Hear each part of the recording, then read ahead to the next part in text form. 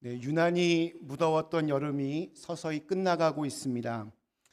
모든 시간에는 반드시 끝이 있음을 기억하면서 오늘도 겸손한 예배자로 하나님의 품에 나오신 모든 그린빌 가족들에게 하나님의 은혜와 평강이 언제나 메마르지 않기를 간절히 기원합니다. 목회를 하면서 가장 힘들고 어려운 일 중에 하나는 감당하기 벅찬 고난의 밤을 통과하고 계신 분들을 지켜보는 일입니다. 너무 옆에서 힘들어해 하시면 혹시 내 기도가 부족해서일까? 목사인 내가 무능해서 그런 것은 아닐까?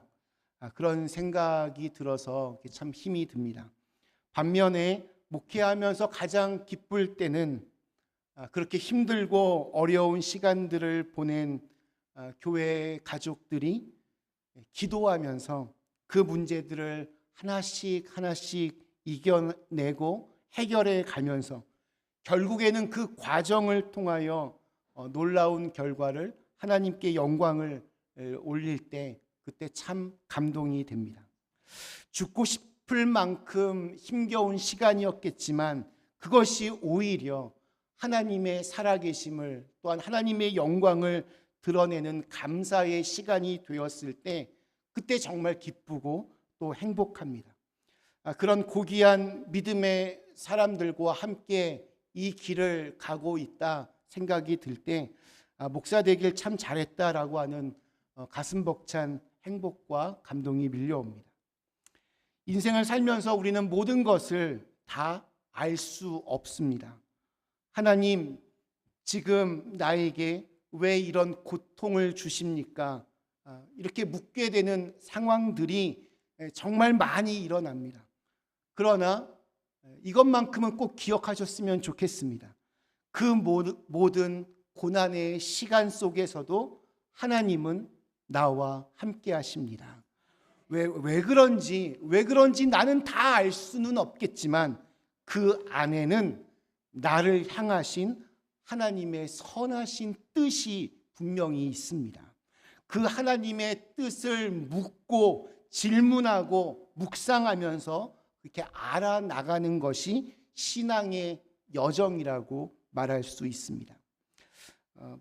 설교 시간에 목사님들 많은 그 예화들 중에 많이 나오는 예화인데 2차 세계대전 초기에 영국의 작은 기선 한 척이 중요한 임무를 띠고 영국에서 미국으로 가게 되었습니다. 수많은 적들의 공격을 피해서 대서양을 건너 미국까지 안전하게 갈 수 있을까 염려하는 선장에게 그걸 지시한 상관이 이렇게 말했습니다.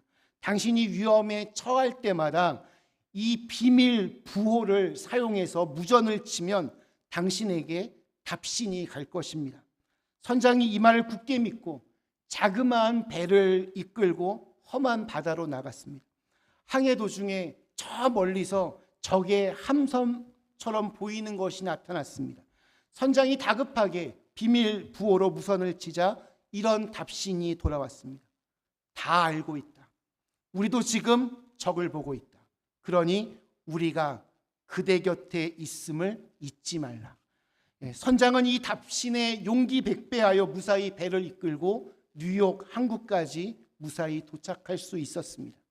배가 항구에 들어섰을 때 그는 자기 배 뒤로 거대한 잠수함 한 척이 물 위로 떠오르는 것을 발견할 수 있었습니다. 보이지 않았을 뿐 그 잠수함이 줄곧 적들로부터 선장의 이 작은 배를 지켜주고 있었던 것입니다. 보이지는 않았지만 곁에서 계속해서 용기를 불어넣어 주었던 그 답신, 두려워 말라, 우리가 그대 곁에 있음을 잊지 말라. 이 말 때문에 위대한 작전의 임무를 무사히 수행할 수 있었습니다. 이사야 41장에서 하나님은 우리에게 똑같이 말씀하십니다. 두려워 말라, 내가 너와 함께함이니라. 놀라지 말라, 나는 내 하나님이 됨이니라. 내가 너를 굳세게 하리라. 참으로 너를 도와주리라.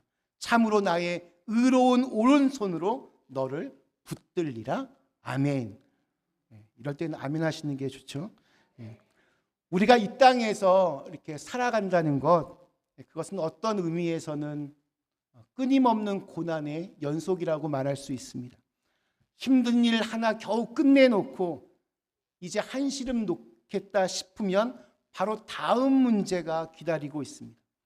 집안의 경제적인 문제를 간신히 해결했더니 이번에는 자녀들이 속을 썩이고, 어찌하여 자녀들 문제 해결하고 보니까 자기의 몸이 망가질 대로 망가져 버렸습니다.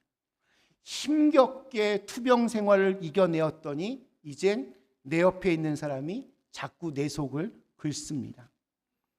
이렇게 한 종류의 고통이 지나가면 또 한 종류의 고통이 우리에게 다가옵니다. 인간이면 누구나 겪는 자질구레한 그런 고통이 있는가 하면 아주 예외적인 고통, 잔인하고 충격적인 고통도 있습니다. 또한 예상치 못한 고통을 겪을 때도 물론 그게 힘들겠지만 어떤 경우에는 모르고 당하는 아픔보다 다가올 고통을 미리 다 알고 있기 때문에 그래서 훨씬 더 불안하고 피가 마르는 긴장을 겪을 수도 있습니다. 오늘 읽은 말씀은 너무나도 유명한 예수님의 겟세마네 동산에서의 기도 장면입니다. 십자가의 죽음을 앞둔 예수님의 경우 말 그대로 최악의 고통을 이제 경험하는 중입니다. 자신이 곧 비참하게 죽을 것을 아셨습니다. 갑자기 일어난 고난이 아니라 이미 예정되어 있는 고통이었습니다. 예수님은 34절에서 내 마음이 심히 고민하여 죽게 되었으니 라고 하면서 지금 얼마나 극심한 정신적인 고통을 겪고 있는지를 호소하고 있습니다. 이제 이 밤이 지나가면 예수님은 십자가에 못 박히셔야 합니다. 십자가에 달리시기 전까지 정말 온갖 수모와 수치를 경험해야만 합니다. 심지어 그가 사랑했던 제자들조차 예수님을 버리고 다 도망을 가버릴 것입니다. 이 모든 것들을 예수님은 이미 다 알고 계셨습니다.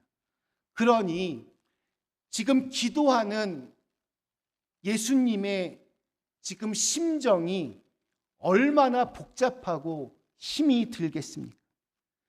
기도를 시작하는 것 자체가 쉽지 않은 상황이었습니다. 그러나 예수님은 역시 예수님입니다. 그분은 견딜 수 없는 이 참담한 시간에 기도하면서 자신의 고통을 이겨내십니다. 그리고 위로를 얻고 또한 무엇을 해야 할지 담대하게 결단하십니다. 저는 오늘 힘들고 어려운 시간을 예수님은 어떻게 이겨내셨는지 두 가지의 측면에서 여러분과 함께 은혜를 나누고 싶습니다.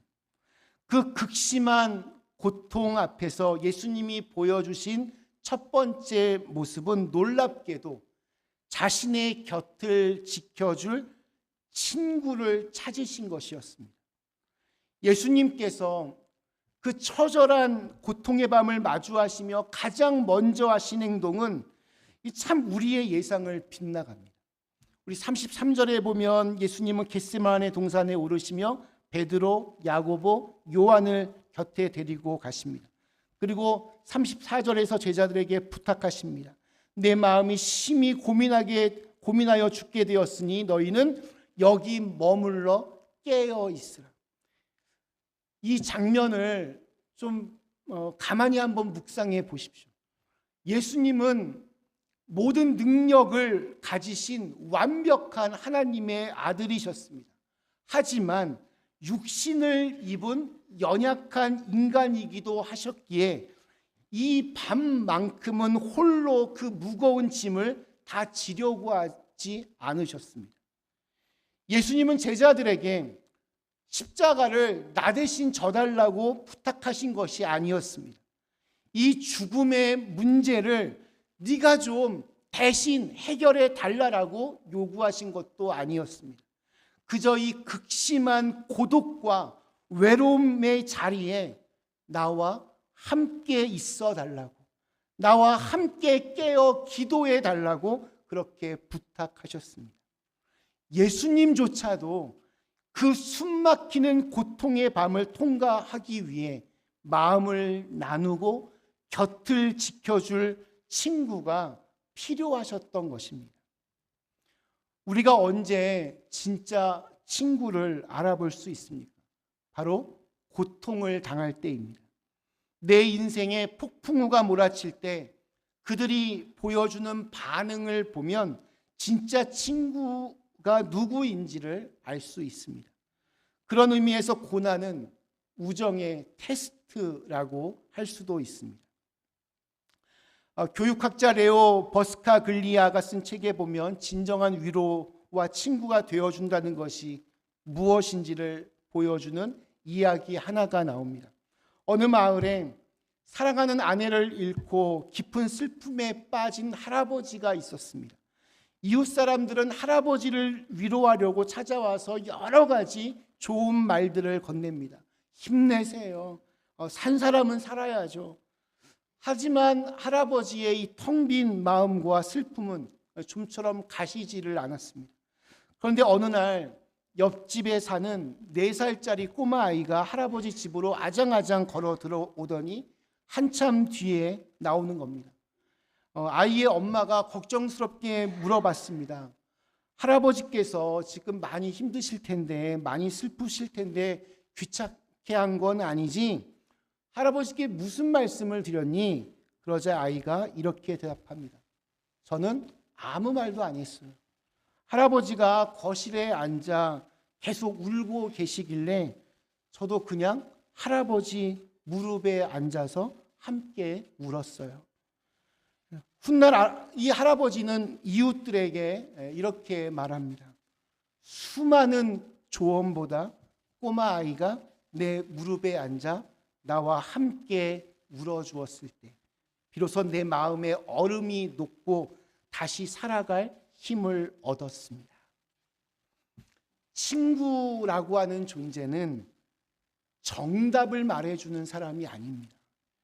고통당하고 있는 사람에게 다가가서 섣부른 조언이나 충고를 하는 것 대신에 예수님이 제자들에게 원하셨던 것처럼 그저 그 곁에 머물며 함께 울어주고 함께 깨어 기도해 주는 것이 저는 진짜 친구라고 생각합니다.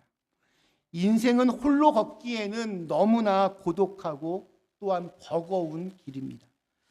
여러분 주변에 늘 좋은 친구가 있기를, 끊이지 않기를 간절히 축원합니다. 그리고 무엇보다 여러분 자신이 그런 좋은 친구, 기도의 동역자가 되어 주시기를 간절히 기원합니다.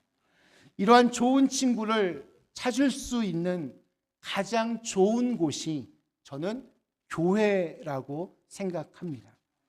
교회 안에서 모든 사람이 내 친구가 될 수는 없겠지만, 그러나 교회 안에서 몇 사람이라도 정말 마음이 통하고 함께 기도할 수 있는, 함께 인생의 고통을 나눌 수 있는 친구 몇 사람만 사귀어도 여러분의 교회 생활은 후회가 남지 않을 것이라 믿습니다. 지금 우리 교회 안에도 겉으로는 웃고 있지만 속으로는 남모를 고통의 밤을 지나고 있는 가족들이 있을 것입니다. 사방이 우겨쌈을 당한 것 같은 그 외로운 시간 속에서 누군가 내 손을 잡아주기를 간절히 바라는 분들이 계실 겁니다. 그분들에 다가가서 섣부른 어설픈 말보다는 따뜻한 기도로 그 곁을 지켜주는 진정한 친구, 든든한 기도의 동역자가 되어 주시기를 간절히 축원합니다.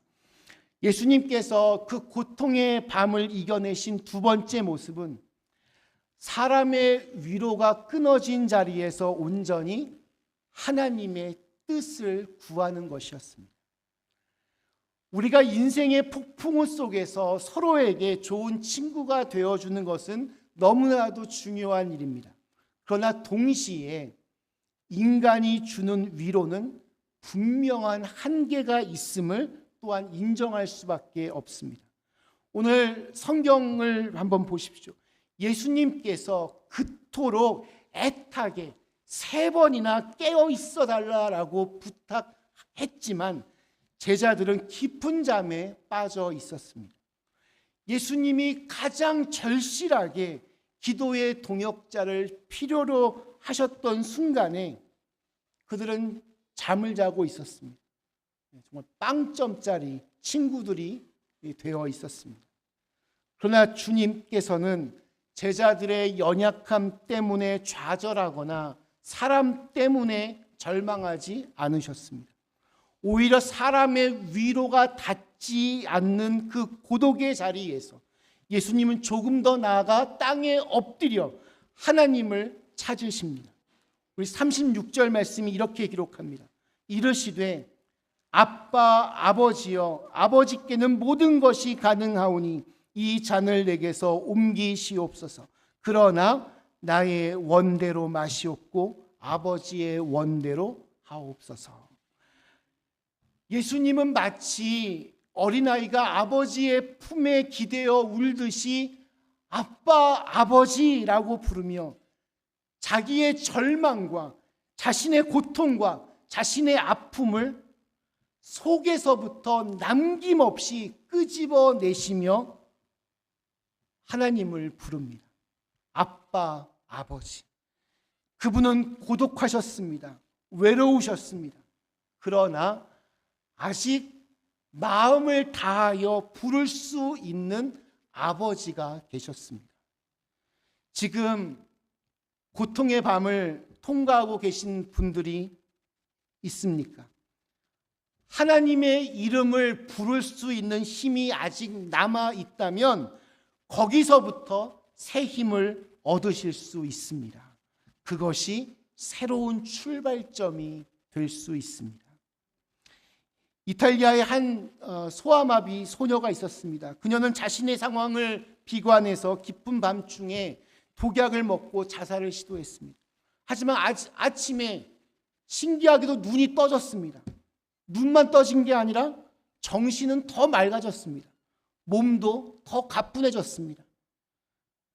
알고 보니까 그 어머니가 딸의 자살 계획을 눈치채고 독약이 든 병에 약을 빼고 거기에 영양제를 대신 넣어 놓은 것입니다.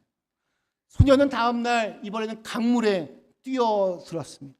이번에는 마을 주민이 그것을 보고 뛰어들어가 구조해냈습니다. 죽지 못해서 실망하는 이 어이없는 하루하루가 계속되었습니다. 어느 날 친구가 찾아옵니다. 친구야, 네가 아니면 아무도 못할 일이 반드시 있을 거야. 네가 아니면 안 되는 게 분명히 있을 거야. 그것이 무엇인지를 하나님께 물어보지 않으려. 그 말에 감동을 받고 이 소녀가 하나님의 이름을 부르기 시작합니다. 그리고 새로운 용기를 얻어서 지금은 방송국의 인생 상담가로 활동하면서 자신의 인생을 함부로 비관하는 사람들에게 큰 힘이 되어주고 있습니다. 기도하는 사람은 영적인 힘이 있습니다. 그런데 그 힘의 원천은 바로 하나님의 뜻이 무엇인지를 알아가는 데 있습니다. 예수님께서 그 힘든 시간을 이겨내신 비밀은 하나님의 뜻을 확인하는 것이었습니다. 하나님의 뜻을 확인하는 것이야말로 고통의 밤을 이겨내는 가장 중요한 비밀입니다. 그 고통이 아무리 힘겨워도 아무리 어려워도 이 고통에는 의미가 있다. 하나님의 계획이 있다, 확신할 수 있다면 어떤 난관이라도 뚫고 나갈 수 있습니다. 그러나 내가 아무런 의미 없이 고통을 당하는 것 같다, 내 죽음이 어쩌면 대죽음이 될 수도 있다, 이런 생각이 들면 그것은 비극입니다. 의미가 중요합니다. 하나님의 뜻을 알아가는 게 중요합니다. 그래서 예수님이 어떻게 기도하십니까? 이르시되 아빠 아버지여, 아버지께는 모든 것이 가능하오니 이 잔을 내게서 옮기시옵소서. 그러나 나의 원대로 마시옵고 아버지의 원대로 하옵소서. 아버지의 뜻대로, 내 뜻대로 마시옵고 아버지의 뜻대로 하옵소서. 예수님은 죽기 위해 이 세상에 오신 분입니다. 십자가를 지고 세상의 모든 죄를 대신 짊어지고 죽으셔야 이 땅에 오신 목적을 이룰 수 있었습니다. 그것이 하나님의 뜻이었습니다. 그 하나님의 뜻을 다시 한번 확인했을 때 예수님은 성경에서 가장 용기 있는 고백, 가장 아름다운 고백을 하나님께 드릴 수 있었습니다. 나의 원대로 마시옵고 아버지의 원대로 하옵소서.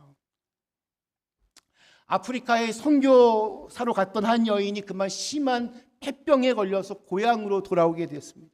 고향으로 돌아와서 농사일을 돕던 중에 이번에는 기계에 한쪽 팔을 잃게 되었습니다.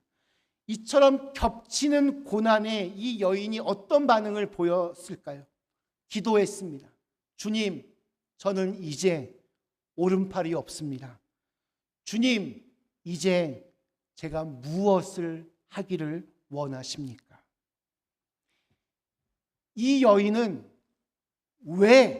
왜냐고 묻지 않았습니다.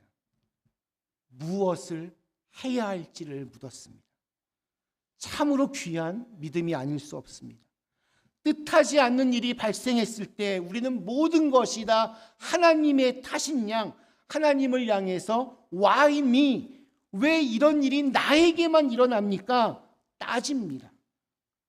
그러나 우리의 머릿속에서 왜라는 단어 대신에 무엇이라는 말이 먼저 생각난다면 얼마나 멋있을까 생각해 봅니다.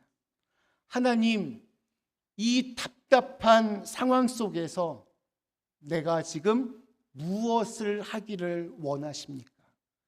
이 아픔을 통해서 내가 지금 무엇을 깨닫기를 원하십니까? 이렇게 아버지의 뜻을 구할 때 우리에게도 예수님과 같은 담대한 순종의 능력이 임할 줄로 믿습니다.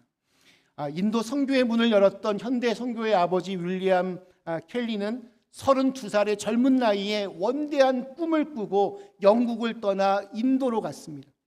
거기서 죽도록 고생했습니다. 40년이라고 하는 긴 선교의 과정에서 그의 아내는 극심한 우울증에 시달렸습니다. 그는 늘 아주 경제적인 압박에 시달려야만 했습니다. 이러한 척박한 상황 속에서도 그가 간절히 원하고자 했던 사명이 하나 있었습니다. 바로 성경을 인도에 있는 모든 사람들이 읽을 수 있는 성경으로 번역하는 것이었습니다. 근데 문제가 있습니다. 왜냐하면 인도의 언어는 하나가 아니었기 때문입니다. 수십 개의 지역 방언들이 존재했습니다. 서로 말이 통하지 않을 만큼 완전히 다른 말들입니다. 그 나이에 수십 개가 되는 언어들을 어떻게 다 완벽하게 이해할 수 있겠습니까? 인간의 한계를 시험하는 너무나도 고되고 막막한 과제였습니다. 그럼에도 불구하고 묵묵히 지치지 않고 자신의 사역을 감당했습니다. 도대체 그 엄청난 고난과 절망을 견디며 사역에 몰두할 수 있었던 비밀이 무엇이냐라고 하는 질문에 윌리엄 캐리는 이렇게 유명한 대답을 남깁니다. 영어로 4단어, The will of God. 하나님의 뜻이었습니다. 그는 이렇게 고백합니다. 나를 이곳에 보내신 하나님의 뜻이 있습니다. 내가 겪는 이 고통 속에도 뜻이 있고 이 눈물 나는 아픔 속에서도 하나님의 뜻이 있습니다. 견디기 어려운 오늘의 나의 상황, 수많은 문제들 속에서도 반드시 하나님의 선하신 뜻이 있습니다. 하나님은 나를 사랑하시고 나를 사용하시며 지금도 나를 바라보고 계십니다. 그러므로 나는 기필코 그 하나님의 뜻을 다 이룰 것입니다. 말씀 마치겠습니다. 사랑하는 그린빌 가족 여러분, 지금 고통의 밤을 지나고 있는 분들이 계십니까? 사방이 우겨쌈을 당하는 것처럼 캄캄한 어둠의 때를 지나고 있는 분들이 계십니까? 마지막 고통의 현장에서조차 하나님과 함께함으로 결국 승리의 부활을 만들어내신 예수 그리스도를 기억하실 수 있기를 축원합니다. 힘들어해하는 사람들이 보이십니까? 그 곁에 든든한 친구가 되어 주십시오. 어떤 먹구름의 상황 속에서도 하나님의 이름을 부르실 수 있기를 바랍니다. 왜 나에게만 이런 고난이 밀려오냐며 불평하고 원망하는 것이 아니라 그 속에서도 세미한 음성으로 말씀하시는 하나님의 음성을 들으실 수 있기를 축원합니다. 하나님의 뜻을 이루기 위하여 내가 무엇을 해야 할지 기도하시며 또한 결단하십시오. 겟세마네 동산에서 그 처절한 외로움과 두려움의 시간을 이겨내시고 일어나라, 함께 가자, 담대하게 자신에게 주어진 하나님의 뜻을 위하여 십자가의 길로 나가신 예수님을 본받아서 우리의 삶 속에서 벌어지는 여러 고난의 순간들을 지혜롭게 신앙적으로 잘 이겨내는 우리 그린빌 가족들 다 되시기를 주님의 이름으로 간절히 축원합니다. 우리 주신 말씀을 생각하며 잠시 함께 기도하겠습니다.